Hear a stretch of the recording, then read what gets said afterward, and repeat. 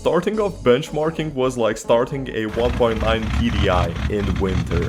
Cause Black Myth Wukong shaders were preloading for like, no joke, 20 minutes.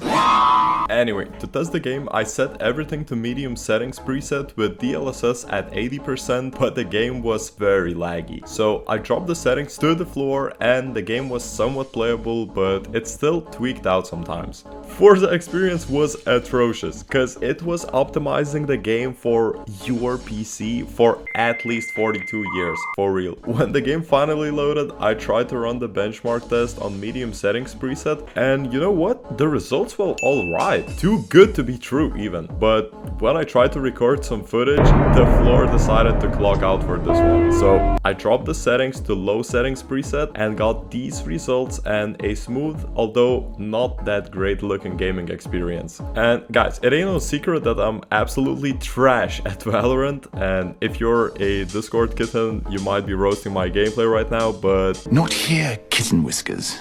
Danny will discuss it later. Valorant on lowest settings can be played on a literal toaster, so it's no surprise that it ran great on the lowest settings possible. When it came time to test CS2, my expectations were not high, knowing that it is a very heavy game on a CPU, but I was at first very surprised to see these benchmark results from the benchmark map on 1080p low settings. But then I joined a deathmatch game and the reality kicked in hard when these numbers were captured during the actual gameplay. Fortnite at first was chill and all until I got into a gunfight. As you can see from the gameplay footage on 1080p low preset with 100% resolution scaling, the frame rate was chilling around 70 to 80 FPS with random dips to 60, but during gunfights and landing from the battle bus, it would regularly drop to 30, and you know, 30? We ain't playing on Xbox 360 here. GTA was barely running on high settings cause the textures were super slow to load, so just half the time you're just driving on air. When switched to medium settings, things weren't that better, but the game was running somewhat okay. The benchmark results also were a bit better,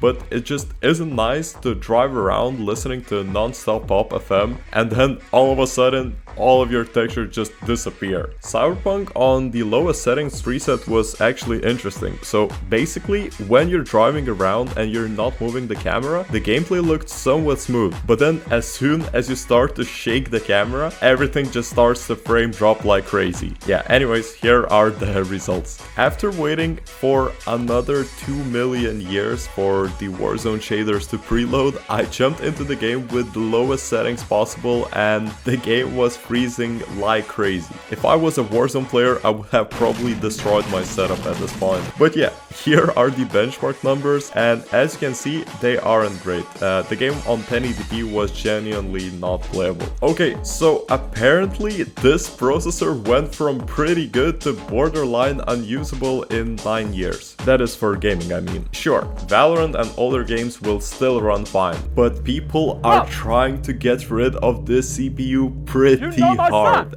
I picked it up for only 15 euros, and I mean, for the price, it is actually alright. I shouldn't obviously expect Zen 5 performance when paying this little, but clearly the market does not want this thing, and neither do I. So if you currently have this processor and are planning to upgrade, check out the i7-7700 benchmark I did if you haven't seen already, and thank you very much for watching. Cheap bastard out.